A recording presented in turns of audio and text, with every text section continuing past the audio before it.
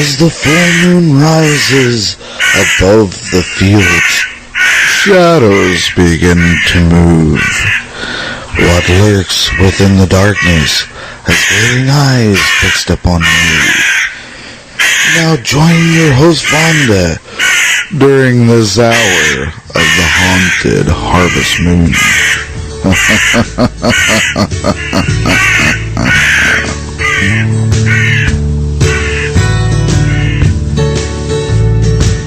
On this harvest moon.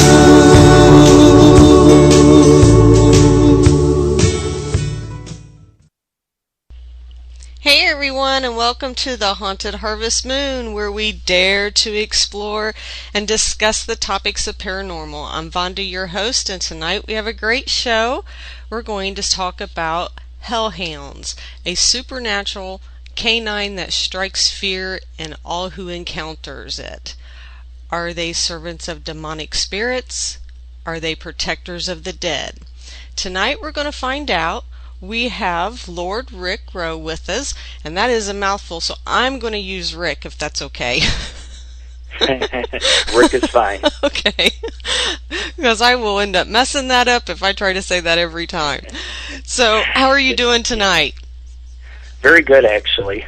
Yeah, I seen that. I've been enjoying some downtime. Yeah, I seen that posted on the internet. You went swimming and had a good time today. Yeah, today. Oh yeah. Here in Indiana, it is it was like 90, I think 5 degrees, and humidity was awful.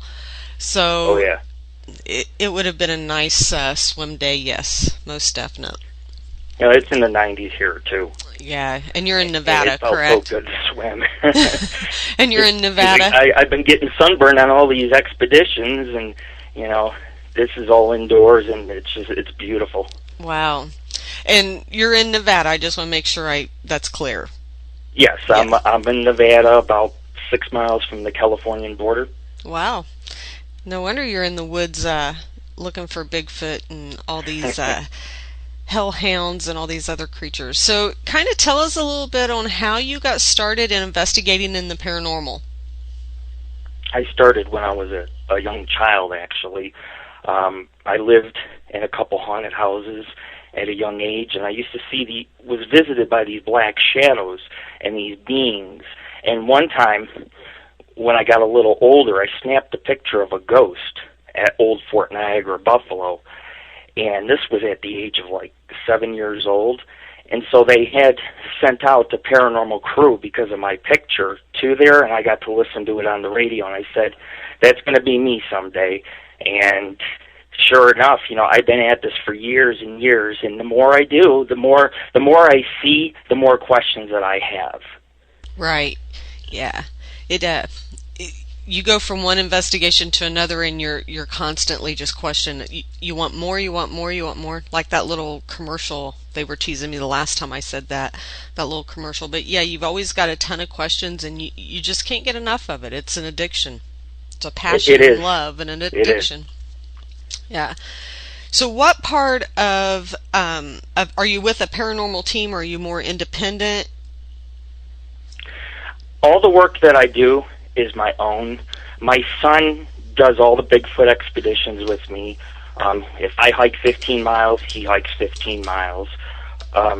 If there's a lot of dangerous climbing, sometimes I do it by myself or with my dog. And although we've had some volunteers, most people get scared the first time out with us, and they end up quitting because they expect to just sit around in the Right. woods and you can't do that when you're looking for hellhounds or Bigfoot. So, I mean, that's you know, we're very independent in our work. We're not going to rely on others. It's like a family-run type of paranormal group. Right. Yeah, and so, you know, I can bring my son. I have Tammy. Right now, we're going to be putting together in a bigger group. I want a team of cryptozoologists, because I want to elaborate on the spots where I've had Bigfoot activity and maybe climb to these peaks and, you know, uncover some monsters. Wow. That I wish I could. I don't know about being in the woods all the time. We talked a little bit prior to the show. I more lean to the ghost hunting than I do the Bigfoot cryptid side hunting. Chris is more into the cryptid side, along with Sally, that's in our group, and I think me and Jane and Richard kind of go towards the ghost hunting side of it. But it kind of does break it up, and it just keeps it going. Something new, something new. But yeah, I'm not a real big woodsy, stay in the woods hiking and 15 miles.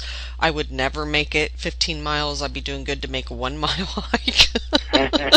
Oh yeah, well we've been everywhere, the swamps, the deserts, the mountains, and every place I've ever gone has had something different paranormal happen. So it's very interesting being out in this region. Yeah, now we're going to start in about the hellhounds. I have to say this is really interesting creature. You'll have to kind of describe what a hellhound is to the listeners that this might be new to. Well, a hellhound it's a supernatural canine. They're talked about in folklore ever since probably the 14 or 1500s. And some people say they're from hell. Other people say they're just ghostly dogs. It's a superstitious creature. If you see one, it's usually a sign of a bad omen. A lot of them have black fur, glowing red, yellow eyes. More probably like the bully breed, maybe pit bull or bull mastiff. That's what a lot of people describe them as. But they're in phantom form, basically. They're just dark. You see the eyes, and they vanish, or they, like in one case, there was an attack in 1500s where one of these hellhounds busted down a church door, killed a man and a young boy, and that's told in folklore, and it might hold some truth. It might, but I do believe that these creatures exist. I don't think they come from hell, but I actually have other theories in regards to what they might be or how they might be able to manifest. Well, can you share some of your theories on that? And also, have you ever had an encounter with a hellhound? Oh, yeah, about the encounters. I've been lucky to have a few encounters, actually. My first encounter with the hellhounds was Gutelberg Cemetery, and they had, long before I ever visited, there was stories about people seeing red eyes in the woods and hellhounds. And one night, we were out there and something was growling, and I mean, it was right there, but we couldn't see it. And you catch yellow eyes watching you in the woods, and so this, it's a real bad place. It is a bad place. A lot of vandalism, and maybe that's why these entities are there. Maybe they're to kind of watch over the area. Okay, that's it. Now, you mentioned when you were talking about them that when you do see one of the hellhounds, it's usually bad, and that you will have something bad happen. When you had your encounter, did anything happen? I had nearly a 50-foot encounter when I went to El Dorado Canyon, which is about 50 miles from Las Vegas, and it's very old. There's a lot of mines, and one night, one of my investigators dozed off in her car, so I was driving the car, and I parked on the side of the road, and I walked up to a mine, and they had a Bible open, and I mean, I've heard later on stories about the place, but when I walked back to the car across the road, there was this very muscular dog. It didn't look like a wolf, but it looked like a black hellish hound. The eyes kind of glowed, and I just looked at it, and then I ended up blinking, and the thing was gone. It was gone. Wow. So, but I've had a couple encounters in El Dorado Canyon with these creatures, and yes, they say if you see it 3 times, it's a bad omen. Well, I've probably dealt with it 3-4 times, and I'm still alive. I'm still here to tell the story, Right. So, do you think it's there to protect death, or do you think it's a demonic? What are your theories? What do you really think the hellhound is? Well, generally any phantom dog was thought of a creature from hell, but in reality, the probable cause is probably they're ghostly in nature. Here's where it gets a little complicated. The dogs in El Dorado Canyon, or when the Spaniards came over, they did bring black dogs. They were ferocious. It was to guard the gold, guard the mines, you know. And a lot of these miners later in the 1800s would chain 3-4 dogs up, and they would die. People were finding chains with dog bones, you know, the bones and skeletons of dogs. So I think that when they manifest, they are ghostly, but it becomes an altering experience. Like they say, basically, you know, there's no limit in the universe. Well, all that negative energy. Imagine the dog is depressed. It's tortured. It's going to die of no water. It's vicious. It's not even socialized, and it dies. That negativity can manifest when it turns into its spiritual form, thus maybe giving off you know, more negative vibes per se. I mean, it's basically taken out its aggressions in the afterlife. As far as demon dogs, I'm not so sure. Cerebus is a 3-headed hellhound supposedly guarding the devil or the gates of hell or whatever. That's where a lot of the folklore had started.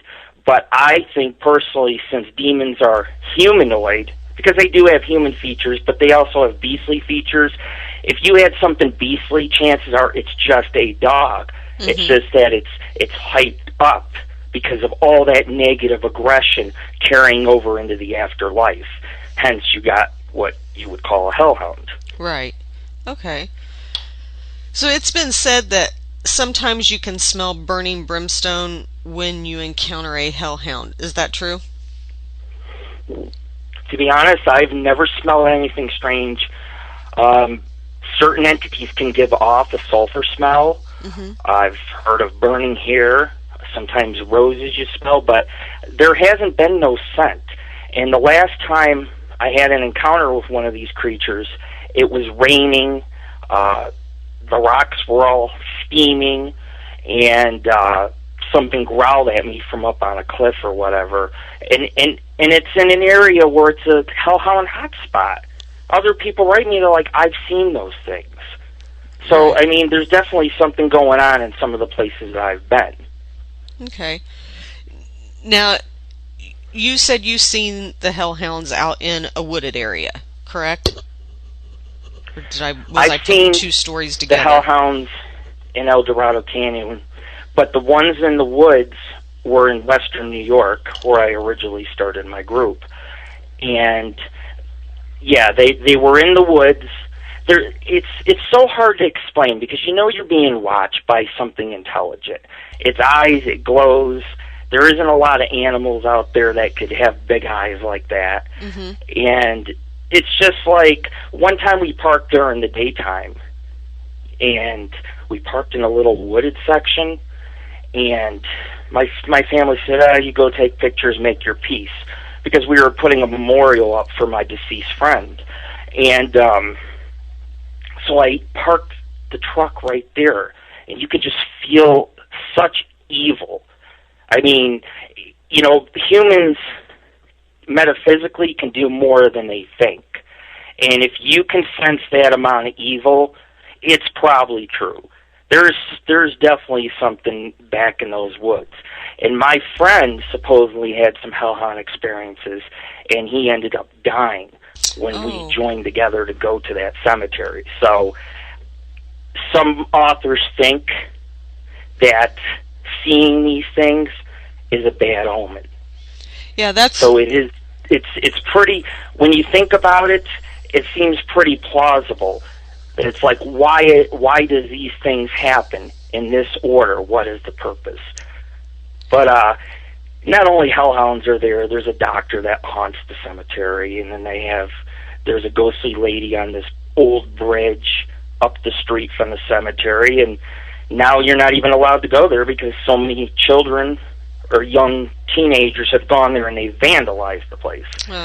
but the hellhounds are still found in the woods.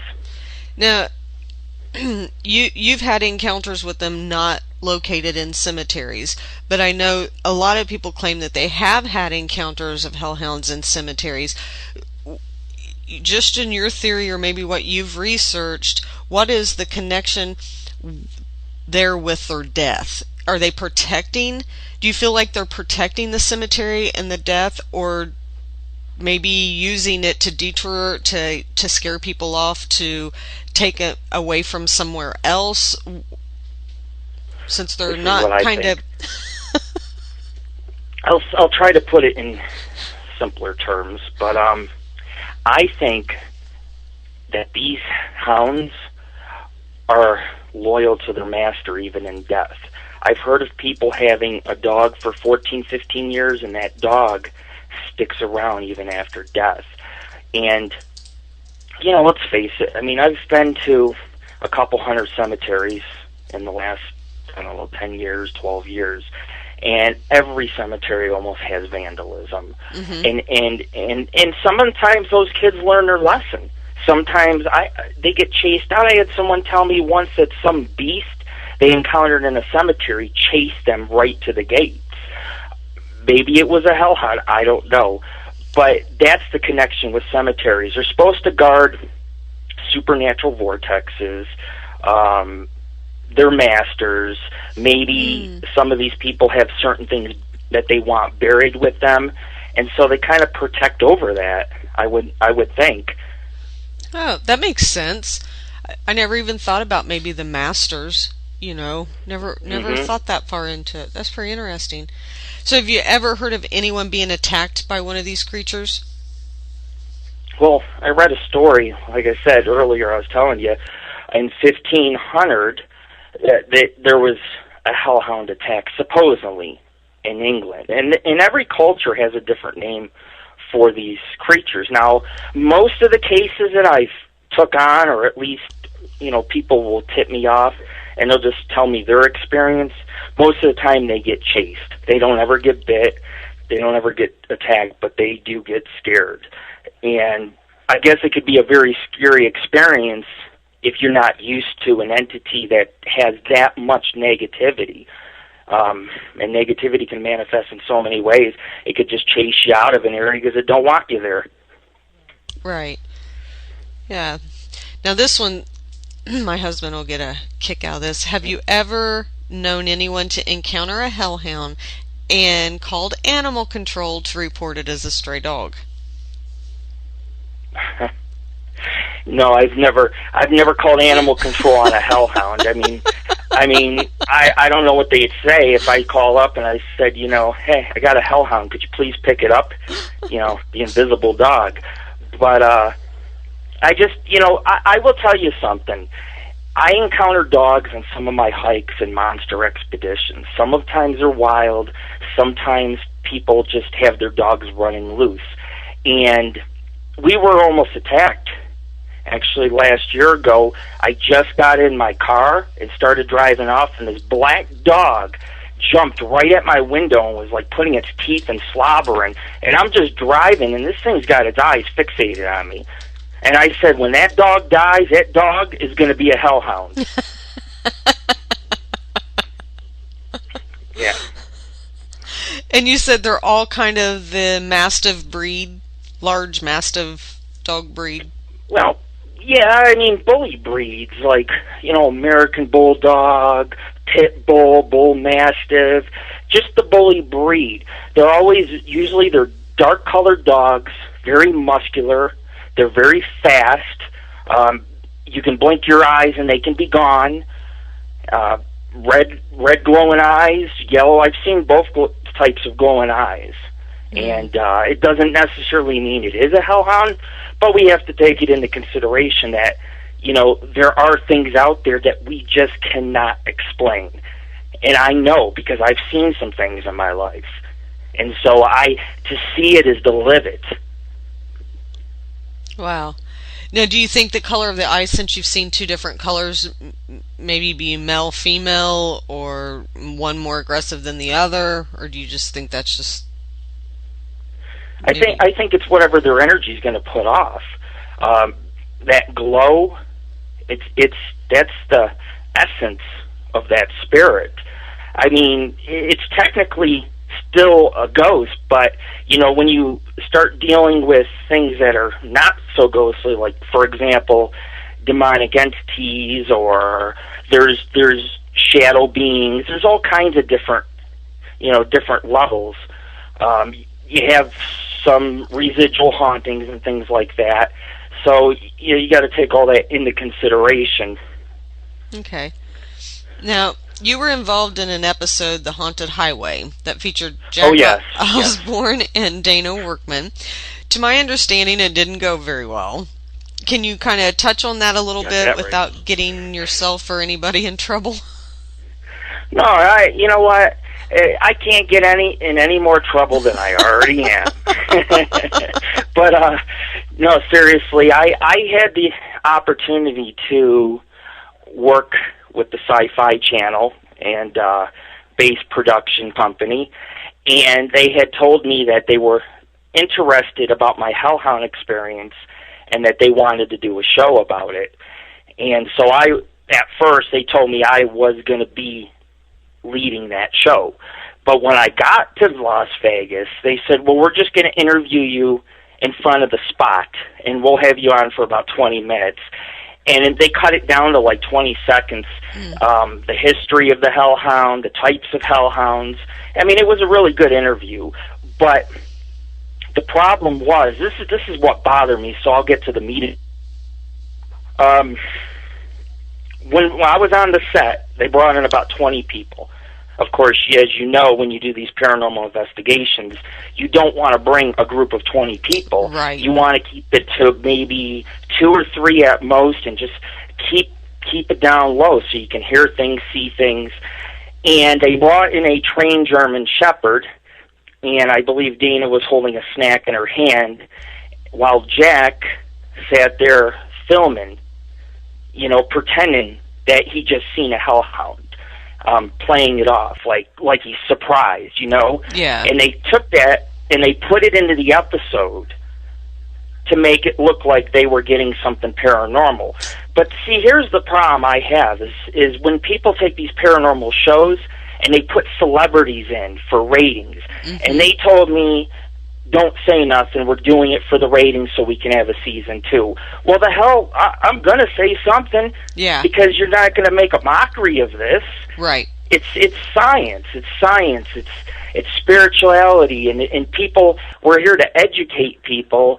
That doesn't educate anyone when you film a German Shepherd in the desert. And then they brought the evidence of 3 experts, and they said, what do you make of this? Tricking all the experts just to try to test them to see if one of them could say, yeah, that's a hellhound. But a lot of them said it looks like a canine. Yeah. And it was. And so that was my problem. But it's when you take these celebrities and they show up, they know nothing about the paranormal, nothing about hellhounds, nothing about demons, and you get them on the air, and they're on their cell phones their whole time. They're just screwing around. So when I went there, I took off for 6 hours, and I hiked up in the desert, and that's where I had an experience. It was raining, it was pouring, and something about 25 feet, I was in these narrows with cliffs on both sides. Something was up there growling at me. I was in the middle of the desert in a rainstorm. But I didn't get along very well with them because they told me they're scared of bobcats. They were scared to be out there in El Dorado Canyon. They were scared of the desert. And if you have fear and you're that scared, you're in the wrong business. Yep. Because you have no business to be scared when you're there to research the paranormal. If you're going to see it, you have to accept it and learn from it. Yep. And, going on about celebrities and paranormal, that's a whole nother show for me, because I can rant for an hour. I can go for hours. But I agree with you 100% when you throw celebrities in there that either or here have nothing or no knowledge at all into the paranormal, or think they have all the knowledge in the world in the paranormal just because they might have done one paranormal show. Well, I think that shows should be given to people who really been at this and have earned a place in the paranormal community. Who are basically, I'm very passionate about what I do. Yes. I love what I do. I continue to do it all the time. It's always full time, and you know, I would rather be honest and tell somebody, look, there is no paranormal here, but you still got to see a great TV adventure, rather than try to fake it so I could earn more money. Right. It's not about the money. It's about seeing these places, cherishing these places, and unmasking anything strange at these given locations. Well, and anyone that is a paranormal investigator knows you're going to walk into investigations and not have anything happen, and you can go back the very next night and have just full-blown activity all night long. TV, the TV it's not real. You know, you can't walk in a place and get it every single time. Like, I don't even want to mention the TV names, but the main ones that's on every a Wednesday night, Friday night, whatever it is, it just doesn't work that way, and it doesn't happen that quick. I will make one comment about it, okay? Because I'm a pretty blunt guy, you know. I'm very forward, and I've had some backlash because of it, but I do not like finding Bigfoot. And I have to say it. Because I find Bigfoot, and I know what it takes to find that creature. Yes. And every place they go, there's something hooting and hollering in the woods, and they always have a print right by the road or wherever they're dropped off. Yep. And I know it's like, I understand that people it's all about the ratings. It's all about how many listeners or viewers will make how much money if the show comes back over and over. So it's a show I just don't approve of. Right. Well, and especially, there's been nobody who's been able to make a good show about hellhounds either. I've noticed that. And there needs to be a deeper study of this. Because in Michigan, there's been some hellhound sightings the last few years. Mm-hmm. It's like off by, you have a lot of coastline, but you also have a lot of woods in Michigan. And there's been reports of all kinds of strange monsters up there. But, right. It's got to be done honestly. If there's nothing there, there's nothing there. You just don't got it. Maybe next time you come out the next day, you might see what you're looking for. Right. Timing's everything. Right. And it's not, just like you said, it's not going to be, when you step out of the truck, wow, look what I found. Yeah, it's not that simple. It doesn't work that way. I sometimes hike 15 miles just to find one track. Yeah. And sometimes I don't even hike on a path. I go off into the wilderness, through the woods, climbing all kinds of rocks, and just go for miles. Right.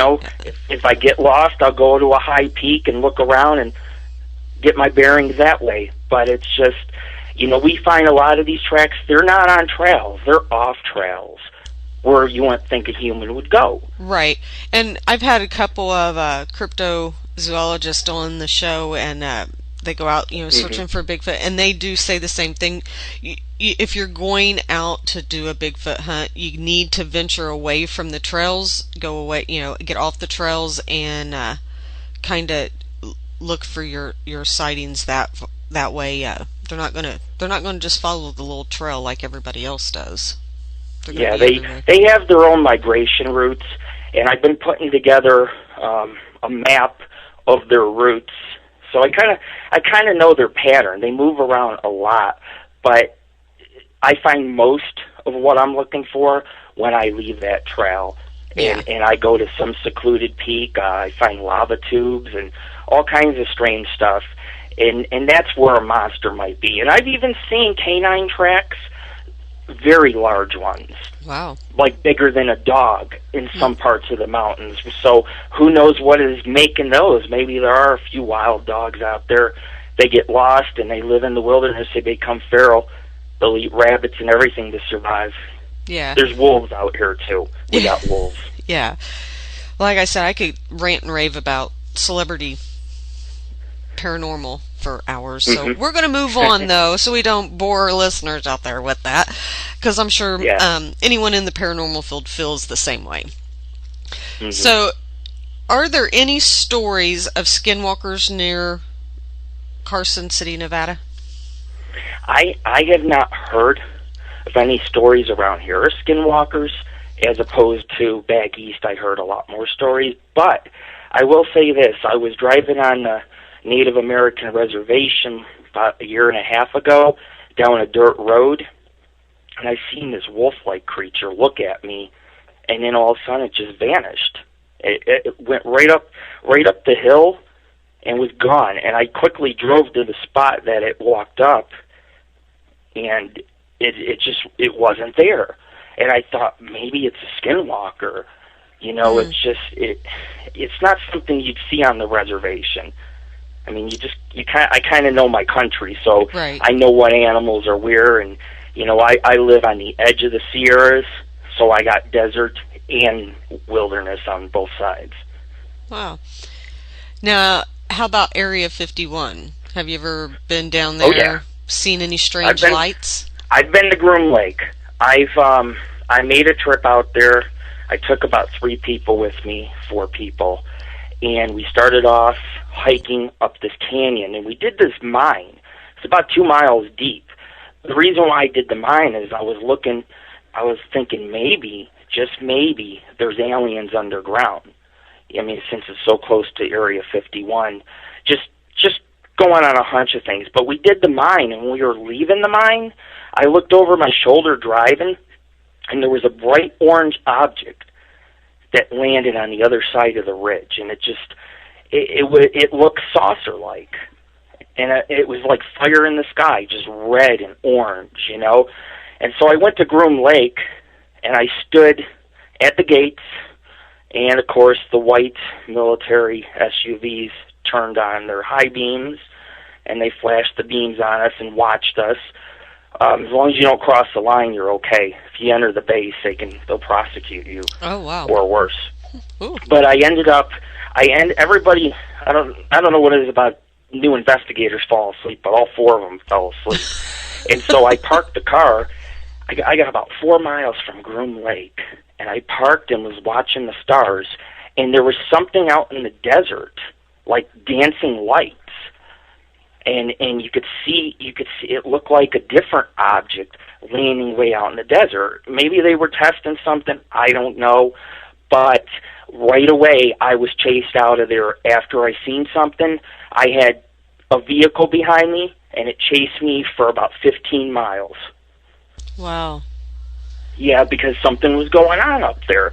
Either they were testing craft, or there was major UFO activity, and I was in that area, and they wanted me out, and they chased me. I was going 75 miles an hour down that dirt road, hitting 80 at times, and they were tailing me. They were trying to catch me. Ooh. I was just getting ready to say that one thing I haven't ever done was, as a team or as an individual, is skywatch. I want to go skywatching so bad in an active area. I just don't want them to chase me. Well, I always, I used to have these bright spotlights, and whenever I seen something in the sky, I would flash it, because I'm trying to get myself right now abducted. I'm working on that one. But I've seen some things in the sky, and I almost had a UFO collide with my vehicle a few years ago. It was coming straight down at us, and all of a sudden it ended up reverting and shooting off to space. I mean, it was the weirdest thing ever, a very bright blue-white light. And I'm telling you, it just came for us, and it instantly just slingshot the opposite direction before it hit the mountain. So, I've dealt with UFOs, and abduction's a fascinating thing. If we ever get any cases or crop circles, it would be very interesting that we could do a documentary and get something on film. Yeah, if you get abducted, and you come back to be able to tell us about the story, you've got to come back on the show. So Yeah, well, the problem is when you get abducted, you never remember what happened. Sometimes don't let them you do. flash that little light in your eyes. Now, I just keep my eyes closed. now, how are you working on getting abducted? Well, when I see, I go to UFO hotspots, but when I see them, I try to signal because I want them to know here I am. And I suppose if you don't put yourself in the predicament, you're never going to know. You have to put yourself in certain situations. That's why when I go out looking for the paranormal, I realize that I had all these experiences because I put myself there.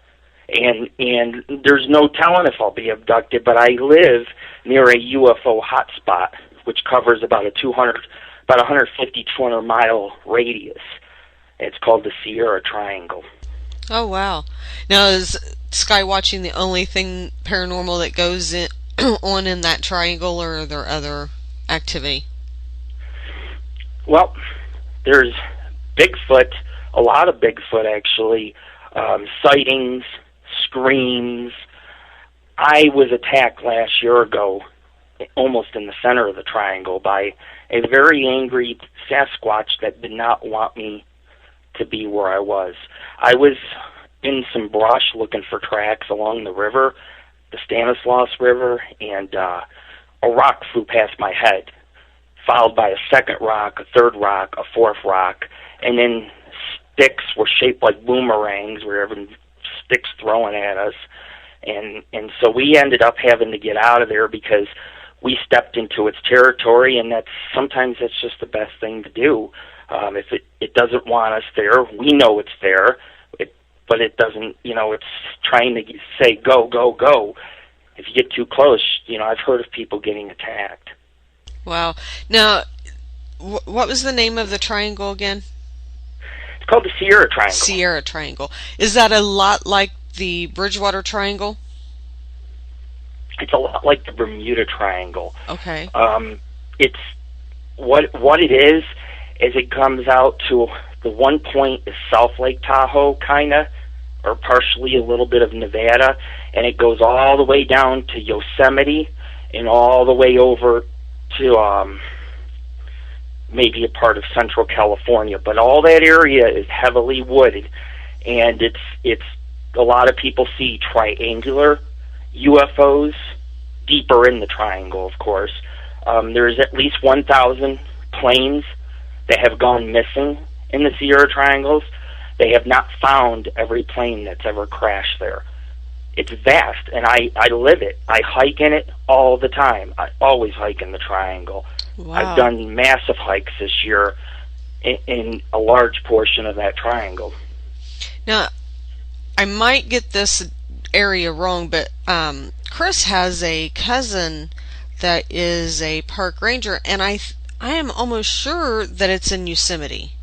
Am I saying that right? Yosemite? Yosemite, yeah. It is. Because it's in California. He's a park ranger, Mm-hmm. and we've asked him a couple times, hey, have you had any sightings? Have you heard anything? And he kind of just blows us off. He won't really give us a yes or no answer.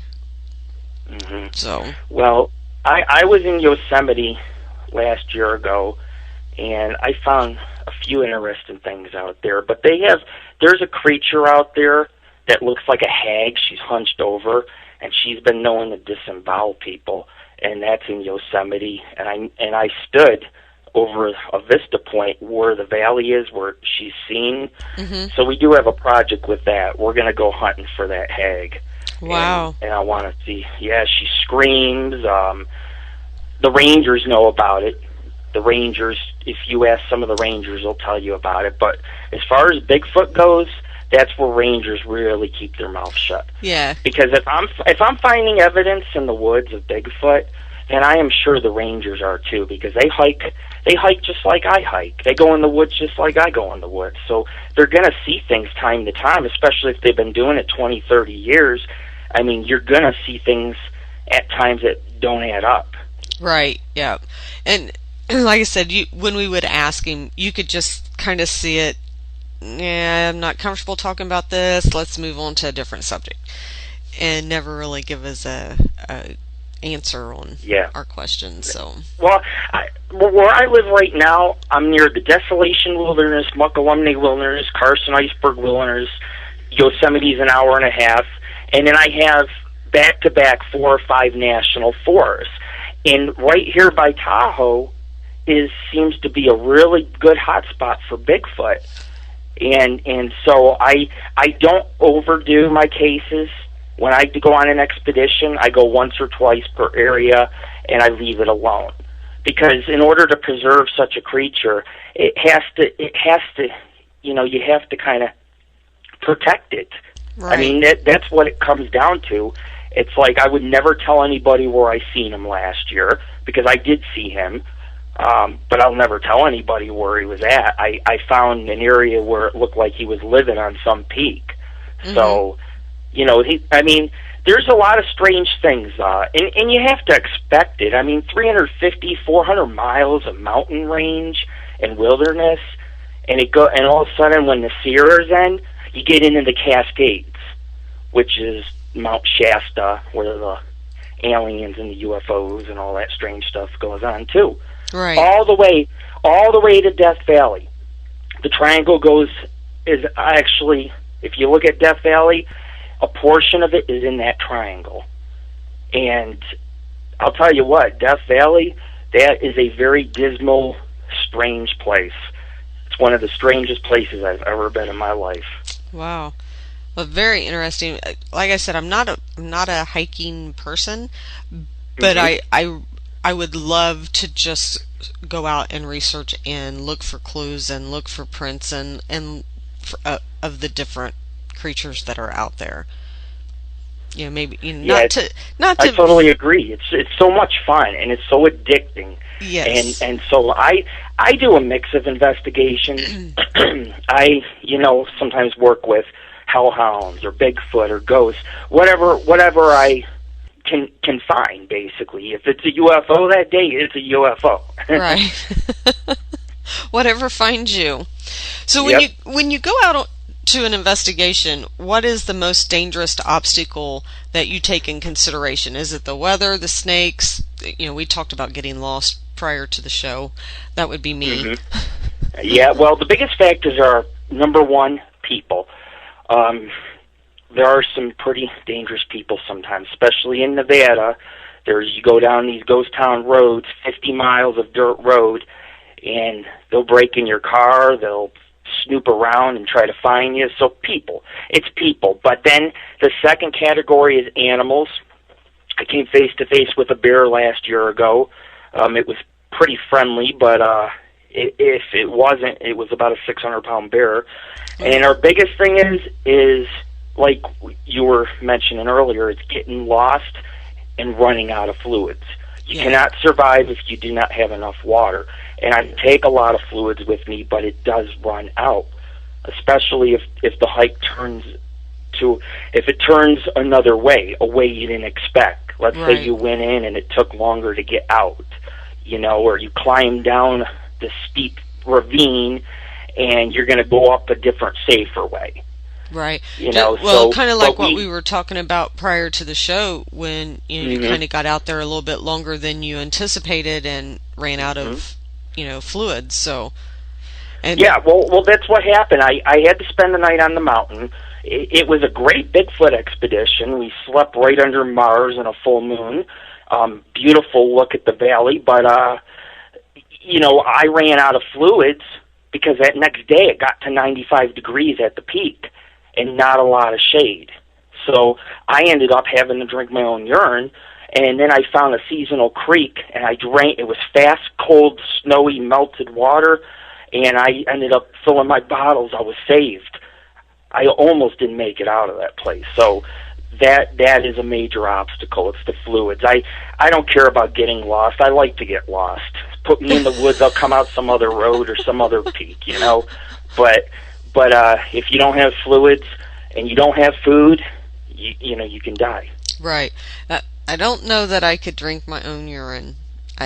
I don't know. I've not ever been put in that position to where I know, hey, if I don't get something, I'm going to die. That might be a little different, but, to sit back and think about it, that would be a hard one to do.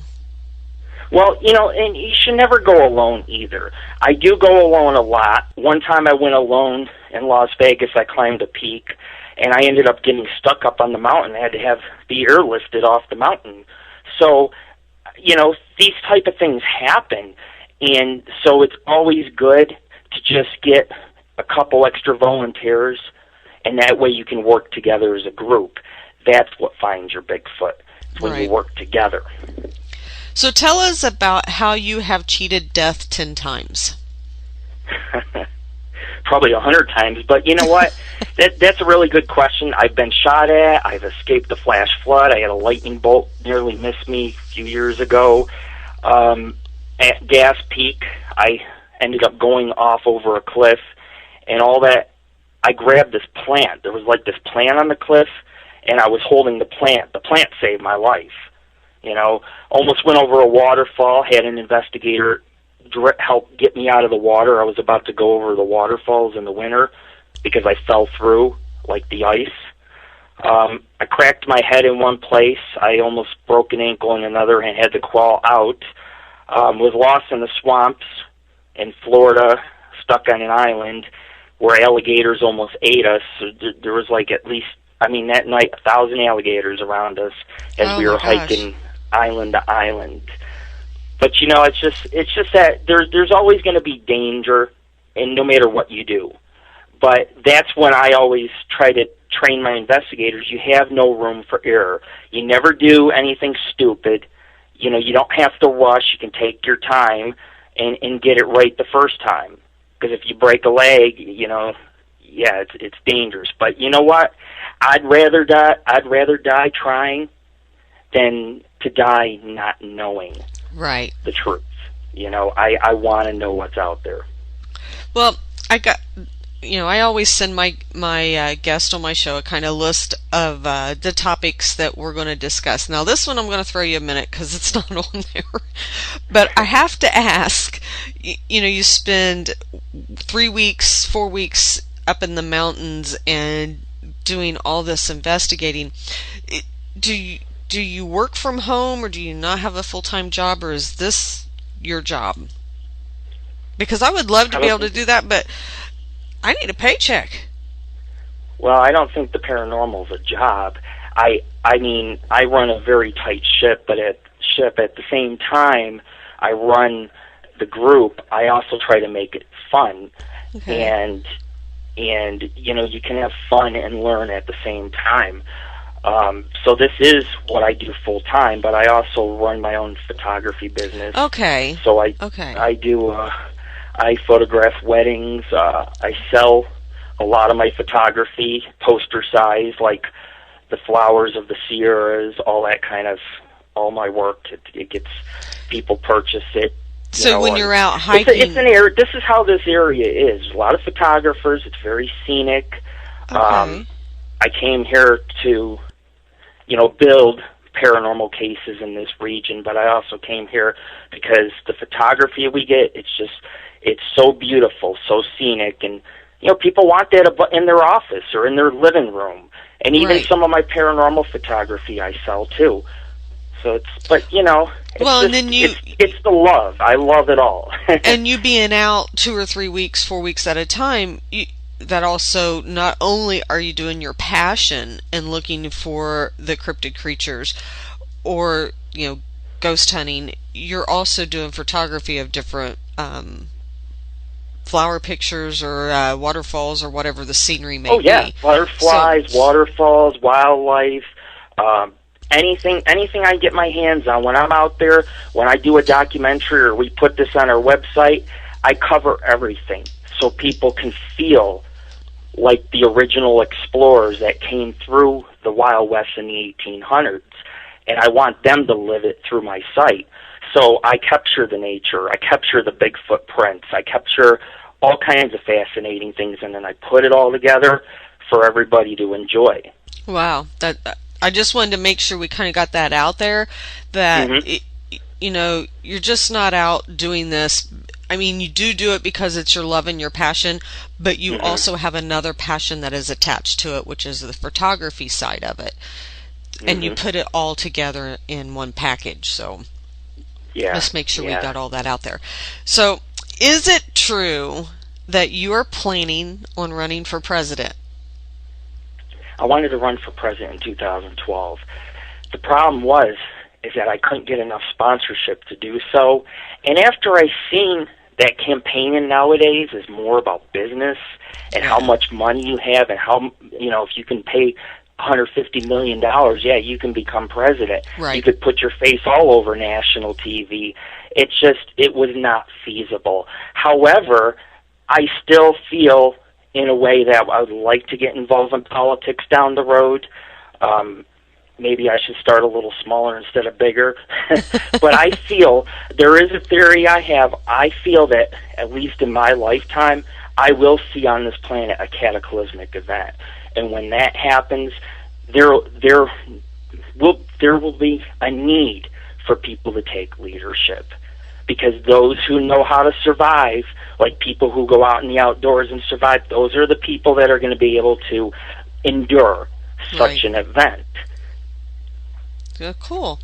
Well, I wish you all the luck when you get to that point. But I do agree it's all about the money. Unfortunately, it is. It is.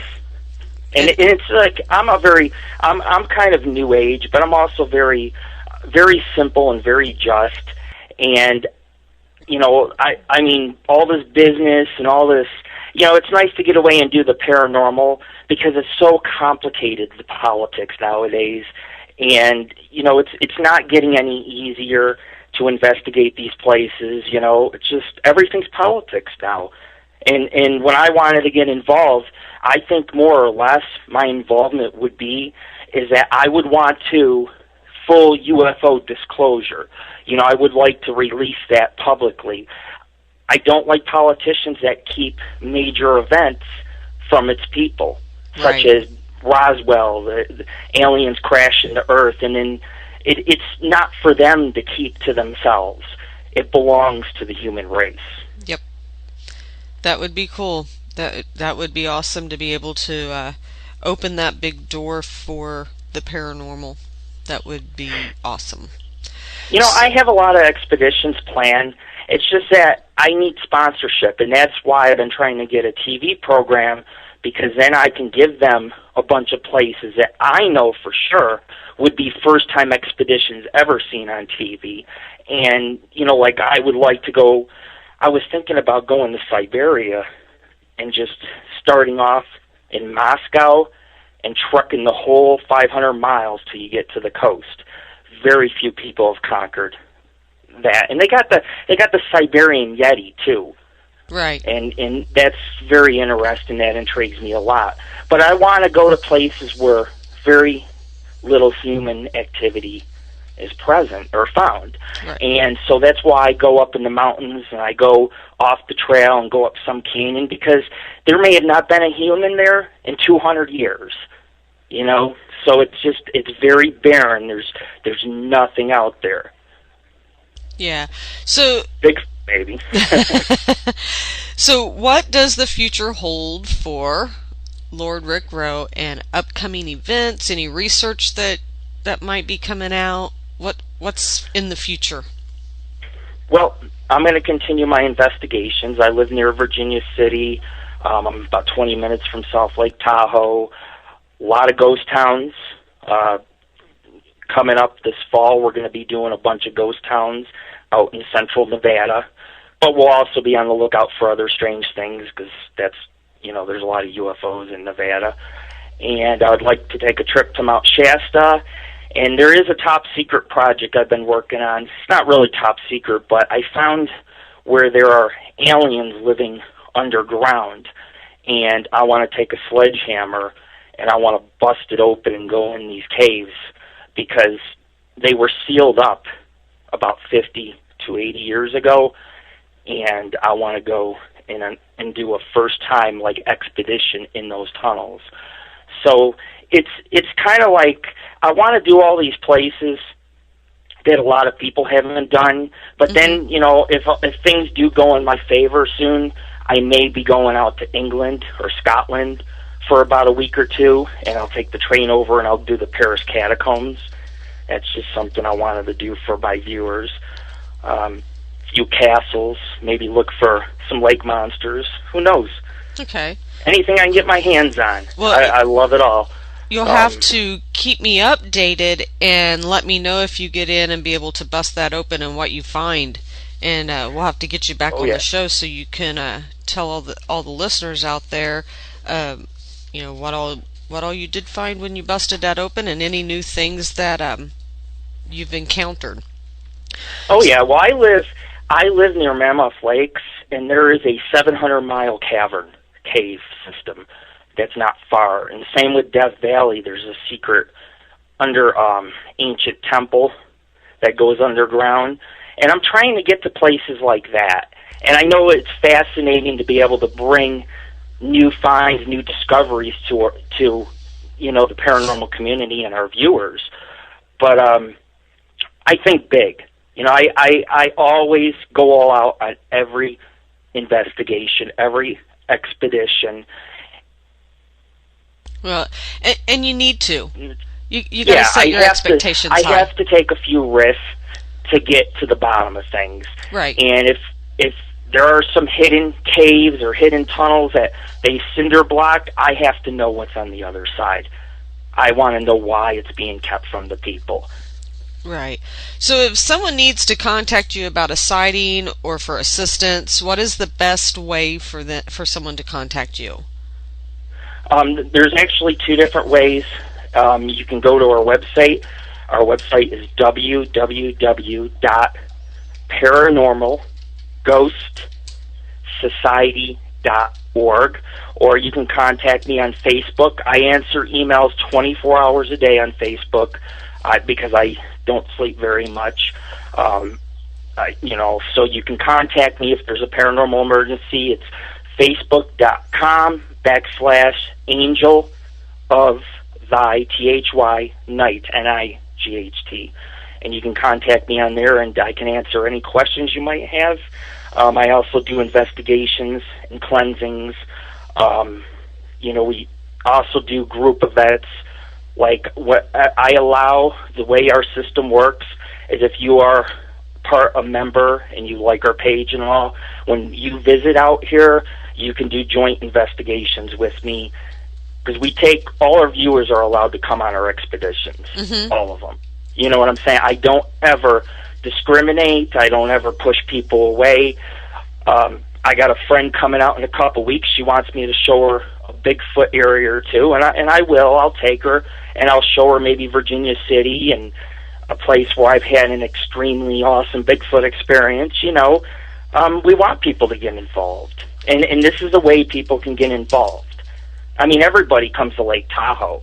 You know, I'm a few hours from San Francisco, and I've done I investigated Alcatraz out there. It's just amazing. Wow. Yeah, I would love to do that.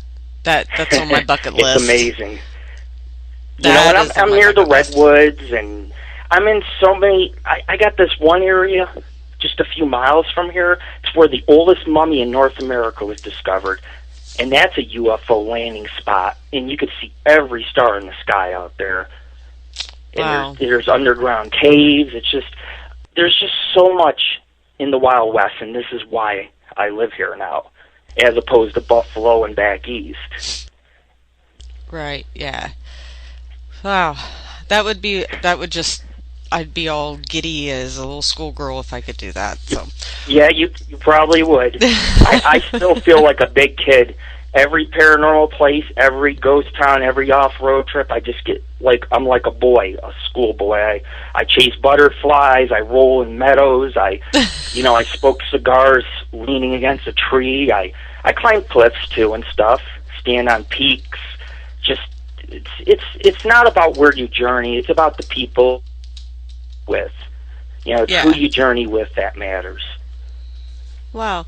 Well, our time is running out, and I want to thank you so much for taking time out of your hiking schedule and all your busy schedule, because you're always out there looking for something to be on the show. We had great conversation in the chat room. I want to thank all my listeners out there, you guys that support me every week. I thank you so much. Kind of keep watching Facebook. I'll be posting a banner, working on some more guests. So again, Rick, I want to thank you so much for being on our show, talking about hellhounds and all the different experiences you've had. And when you bust that open, I want to know. Your show. Oh, no problem at all. Not at all. Anytime you get anything that is interesting and new and nobody's, you want it out there, you let me know. We'll get you on here. Awesome. All right. Well, you have a good night. You too. All right. Bye-bye. Bless everybody. Now, for all you listening, do yourself a favor. Go lock your doors, close your blinds, and don't forget to look under your bed tonight. However, it may not do any good, because whether you believe it or not, the paranormal is real, and it's all around us. I'm Vonda McDaniel, and you've been listening to The Haunted Harvest Moon on Z-Talk Radio. Until next time, stay safe.